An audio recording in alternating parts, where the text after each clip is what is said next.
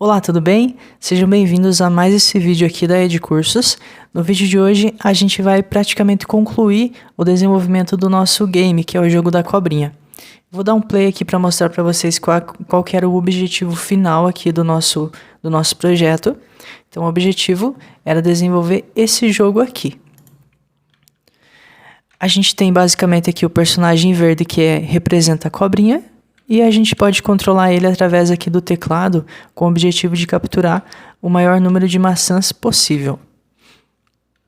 É um jogo bem simples, bem básico de se fazer, mas já dá para a gente praticar com ele o uso de praticamente todos os conceitos que envolvem lógica de programação. E esse é o objetivo principal dessa playlist aqui, ensinar vocês o básico, o essencial de lógica de programação. Então esse era o objetivo final e o que a gente desenvolveu até agora é isso daqui. Vou dar um play aqui no nosso projeto. Então a gente já tem o personagem principal que é a cobrinha e a maçã também já está aparecendo. A gente consegue controlar o personagem principal através das setas aqui do teclado e a gente já consegue capturar a maçã. A cada maçã que a gente captura, o personagem aumenta de tamanho. Ele aumenta um bloco no tamanho total dele. Então o jogo já está usável, a gente já consegue usar, já consegue jogar, capturar aqui as maçãs e ir aumentando de tamanho o personagem principal. Então o básico já está funcionando totalmente, a gente já conseguiu desenvolver praticamente o jogo completo. Agora a gente vai desenvolver o chão aqui do cenário do jogo.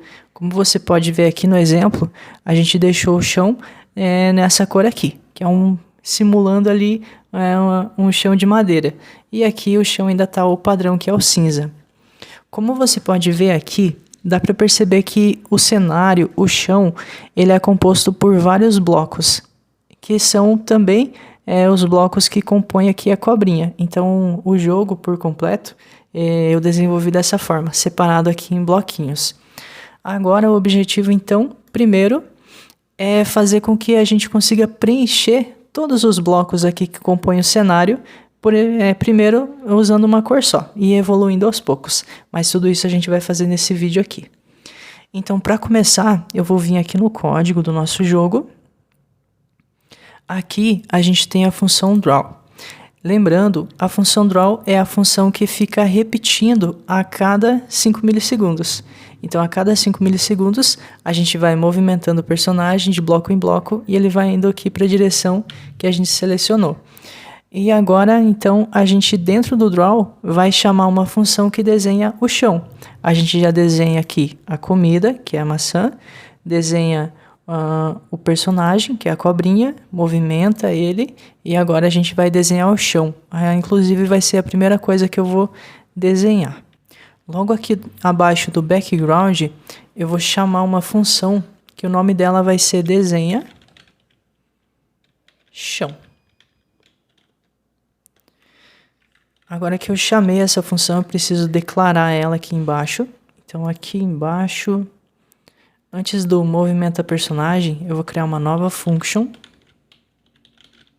chamada desenha chão. O que eu vou fazer? Eu vou tentar imprimir aqui na tela um bloquinho, que seria o primeiro bloquinho aqui que compõe o chão do cenário. Para isso, a gente pode fazer igual a gente fez para desenhar um bloquinho aqui da cobrinha. Então, vamos ver aqui onde ele desenha a cobrinha. Aqui, ó, desenha personagem. E como que ele fez? Ele utilizou a função fill para passar a cor, que é verde. E logo após, ele usou a função rect para desenhar um retângulo, que aqui ele deixou no tamanho de um quadradinho. É isso que a gente vai fazer para desenhar o primeiro bloco que compõe o chão. Então, primeiro eu vou utilizar a função fill, só que eu preciso também definir a cor dela. Então, eu vou pegar esses dois comandos aqui e vou trazer lá para a minha função que desenha o chão. Aqui eu não vou declarar uma variável chamada cor do personagem. Eu vou tirar essa variável daqui e a função color eu vou chamar ela aqui dentro da função fill. Então eu já vou passar a cor tudo na mesma linha. A cor eu vou copiar aqui de onde a gente já definiu. A cor é essa daqui, 255. Essa daqui, 255, 235, 205. Eu vou copiar daqui e passar para cá. Aqui a gente utiliza o padrão RGB, então o primeiro número é o tanto de red que compõe a minha cor. O segundo valor é o tanto de green que compõe a cor e o terceiro é o tanto de blue, ou seja, o tanto de azul que vai compor essa cor. Essa cor basicamente é a cor desse primeiro bloco aqui. Então até agora a gente está chamando essa função desenha-chão e dizendo que o que ela desenhar vai ser com essa cor aqui, aquele marrom bem fraquinho que representa o chão. Mas a gente ainda não pediu para ele desenhar nada, a gente só definiu qual que vai ser a cor. Para desenhar, a gente pode utilizar a mesma função que desenha o personagem, a função rect. Eu vou copiar ela daqui. E vou colar ela aqui. Para utilizar a função rect, então a gente precisa definir em qual posição da tela que esse retângulo vai ser desenhado. Eu vou pedir para ele desenhar bem aqui no começo, então o eixo X, que é na horizontal, vai ser no 0, que é bem aqui no começo. O eixo Y também vai ser no 0, que vai ficar bem ali no começo. E o tamanho desse quadradinho vai ser o tamanho do bloco, que é o tamanho que a gente está utilizando por padrão em todos os elementos aqui do jogo. Tanto os blocos da cobrinha, quanto o tamanho da maçã também. Aqui a gente passa a largura, a altura e, por fim, o quanto que ele vai ser arredondado os cantos. Para a cobrinha a gente deixou os cantos um pouquinho arredondados aqui em cada bloco. Já para o chão a gente não vai ter nada aqui de arredondamento. Vou salvar e vou executar. Então perceba que a gente já conseguiu desenhar uma lajotinha ali do nosso chão. Agora o objetivo é desenhar um quadradinho em cada espaço que tem aqui do jogo e não apenas no começo. Para isso a gente vai ter que pensar numa lógica e no algoritmo para conseguir preencher o chão inteiro aqui do jogo. Então vamos lá. Eu vou fazer uma melhoria aqui. A primeira coisa que a gente vê é que ele tem umas bordas da cor preta. Para definir a borda, a cor da borda, a gente tem essa função aqui, ó, a função stroke. Então eu vou copiar ela e logo abaixo onde a gente definiu aqui a cor que ia ser o conteúdo, a gente já define a cor que vai ser a borda. E aqui a gente passa direto os valores da cor, 255, 235, 205. Então, aqui a gente está identificando que a cor da borda vai ser igual à cor do conteúdo desse retângulo que a gente vai desenhar. Vou salvar e executar de novo. E a gente já tem um retângulo praticamente sem bordas, mas é porque a borda está com a mesma cor do conteúdo. Legal, então o primeiro passo a gente já deu. Agora eu quero fazer o seguinte. Eu quero criar ali uma função que preencha o chão inteiro. Para isso eu vou utilizar uma estrutura de repetição. Porque uma das formas de resolver isso seria eu fazer o seguinte. Eu pegar aqui e eu quero desenhar um quadradinho aqui do lado. Então eu copio de novo esse mesmo comando, colo aqui, mudando apenas a posição desse quadrado. Agora eu quero que ele fique aqui à direita. Então o eixo X eu aumento um pouco mais. Eu aumento igual ao tamanho do bloco. Então vou salvar, vou executar. Perceba que agora a gente tem dois quadradinhos. Vou fazer isso de novo. Vou colocar aqui embaixo. E agora eu quero deixar ainda mais para a direita. Então eu aumento mais um tamanho do bloco. Eu vou colocar o bloco vezes 2. Então vai ser... Vamos ver onde é que ele vai ficar. Você vai executar. Perceba que ele ficou mais aqui à direita. E assim por diante. Se eu quiser ir fazendo manualmente, eu consigo ir fazendo assim. Eu só preciso ir alterando aqui a posição do eixo X para ele ir colocando cada vez mais para a direita cada bloco que eu vou criando. Mas eu não quero fazer isso manualmente. Quando a gente quer repetir um determinado código, mas não quer repetir escrevendo aqui manualmente, a gente utiliza uma estrutura de repetição. E é isso que eu vou fazer agora. Eu vou criar aqui um for. É uma estrutura de repetição, uma das que a gente mais usa. No for, a gente precisa criar uma variável que vai ser a contadora, que vai fazer a contagem de quantas repetições eu quero fazer nesse for. Essa variável comumente a gente chama de i. E ela normalmente começa com 0. Começa contando ali do 0.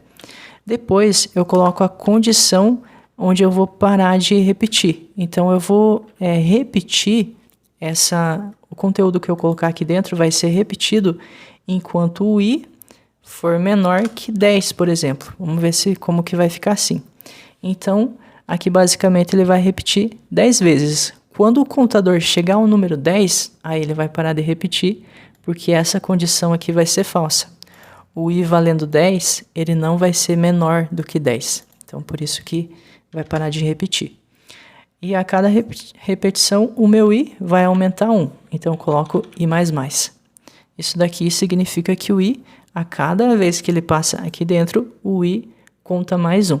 Então, ele vai contando de 1 em 1. E é aqui dentro que eu vou colocar esse código aqui, ó. Vou dar um Ctrl X nele daqui e vou colar aqui. No lugar de eu repetir aqui um número fixo, eu posso repetir baseado no meu contador. Então, baseado no i.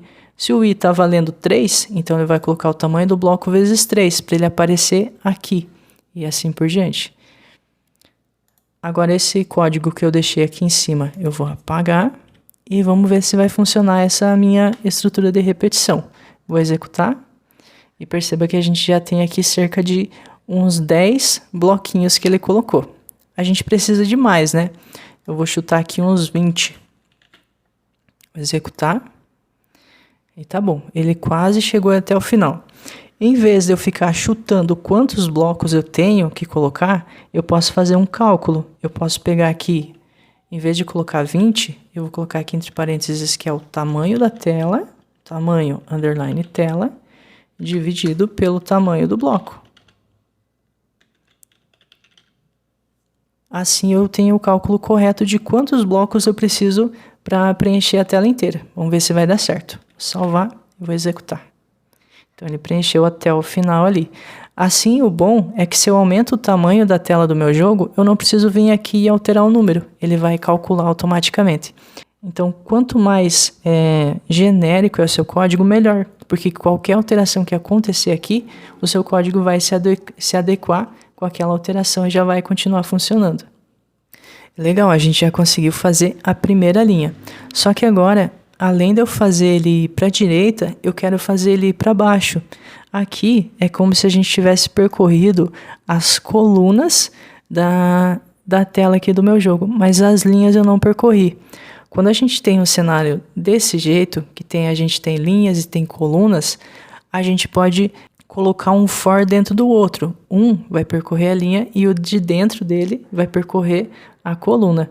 Ou vice-versa. Nesse caso, o primeiro vai percorrer as colunas aqui, indo para a direita, e o segundo for que vai dentro dele vai percorrer as linhas. Vamos ver se isso aí vai dar certo. Então, dentro desse for, eu vou criar um novo. Ele também vai ter a variável contadora, só que como a variável i já está sendo usada aqui, eu não posso criar uma nova variável i, porque aí o meu código pode dar erro, pode se perder. Então, eu vou criar uma variável chamada j. Ela vai ser igual a 0, e eu quero repetir ela enquanto ela for menor que esse cálculo aqui, ó, que vai contar quantos blocos eu preciso repetir. Isso porque a nossa tela ela é quadrada, então a mesma quantidade de linhas é a quantidade de colunas. Aí o código que vai calcular a quantidade de blocos é o mesmo. E j mais mais, para ele ir contando de 1 em 1. Legal. E agora aqui dentro dele eu preciso trazer esse código aqui. Vou colar. Vou recortar daqui primeiro. E colar aqui dentro do for, que está dentro do primeiro for que a gente criou. Vou salvar e vou executar e ver o que vai acontecer. E não aconteceu nada. Isso porque aqui a gente não levou em consideração o J. A gente está percorrendo aqui, levando o contador J, mas a gente não levou em consideração ele aqui. Então, eu posso fazer o seguinte. O I, ele está representando, então, a coluna. Por isso, a gente colocou aqui onde fica o eixo X desse retângulo.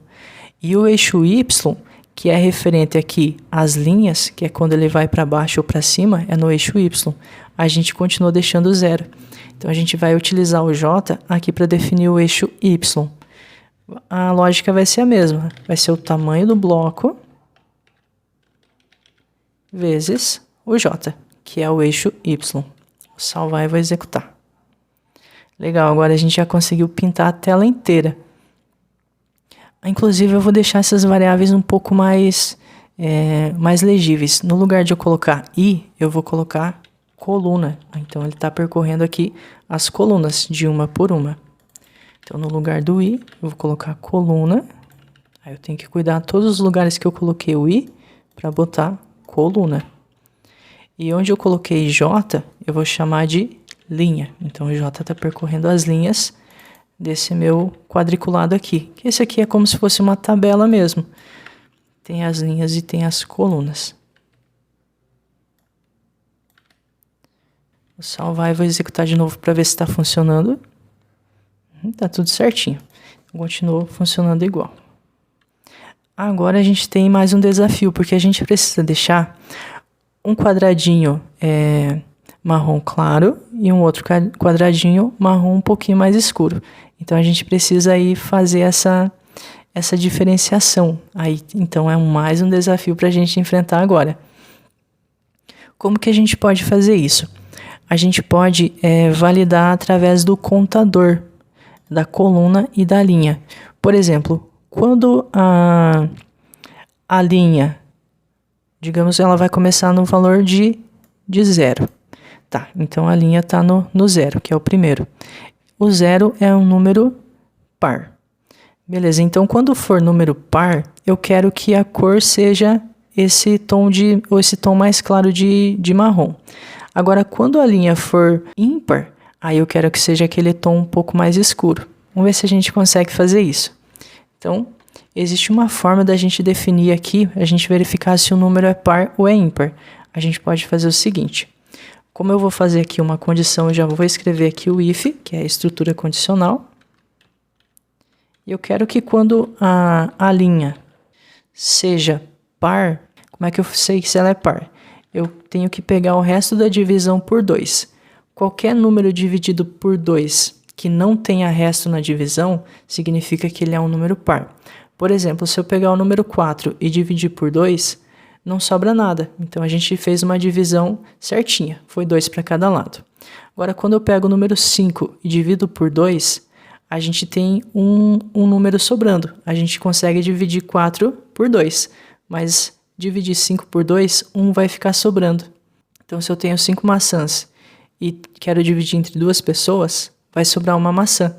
Essa maçã indica que aquele número é um número ímpar. Então, vamos fazer isso. Para fazer isso aqui, a gente utiliza esse operador aqui, que é o operador de módulo. Então, eu quero ver qual que é o resto da divisão por 2.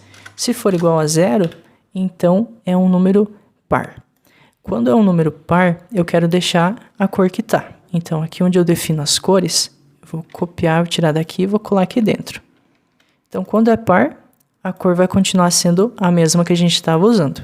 Agora, quando não é par, então eu coloco aqui um else, ele vai sempre entrar nesse else quando isso daqui for falso, ou seja, quando o número for ímpar. Aí eu tenho que definir uma outra cor. Vou vir aqui no nosso exemplo e a cor já está definida aqui, ó. Vou copiar daqui e colar aqui pra gente. Então, a cor é essa daqui. É basicamente um outro tom de marrom, um pouquinho mais escuro do que esse que a gente estava usando aqui. Então, você pode dar um pause para copiar a cor. Eu vou salvar e vou executar para ver se funcionou. E quase funcionou. A gente já conseguiu identificar as linhas. Ó. Perceba que a gente verificou se a linha era par ou era ímpar. Então, a linha ele pintou.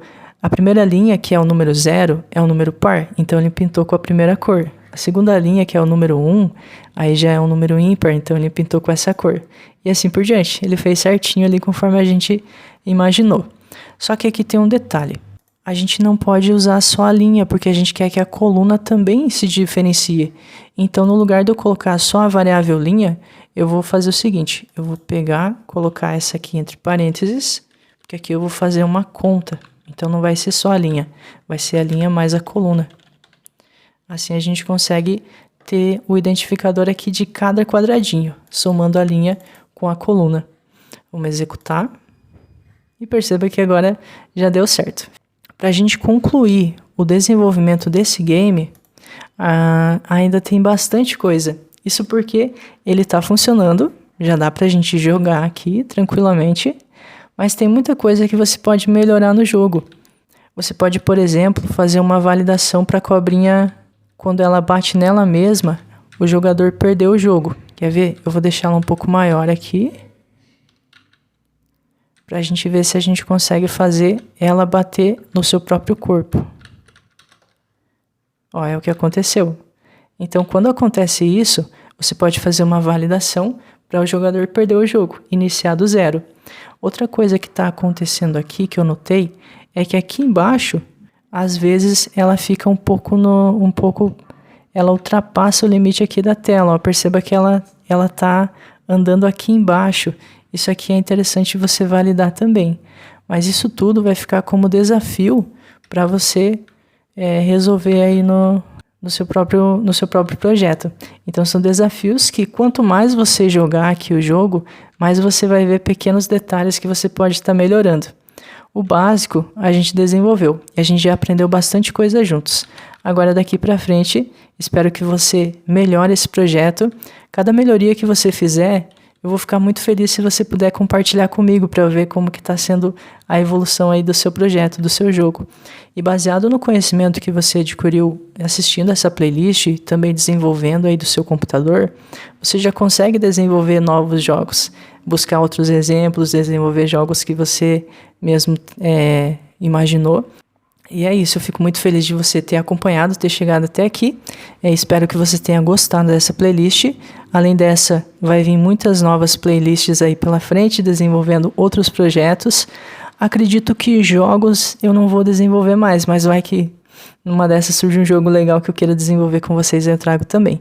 A gente vai trazer novas playlists, desenvolvendo mais sistemas gerenciais, desenvolvendo CRUDs, com outras linguagens de programação, então coisas mais na área administrativa aí, sistemas administrativos, para você aprender como é que desenvolve esse tipo de sistema também. Espero que você tenha gostado então desse vídeo. Se gostou, deixe seu like, se inscreva no canal e peço para você compartilhar com alguém que você gostaria que aprendesse também desenvolvimento de jogos. Então, é isso, pessoal. Até o próximo vídeo.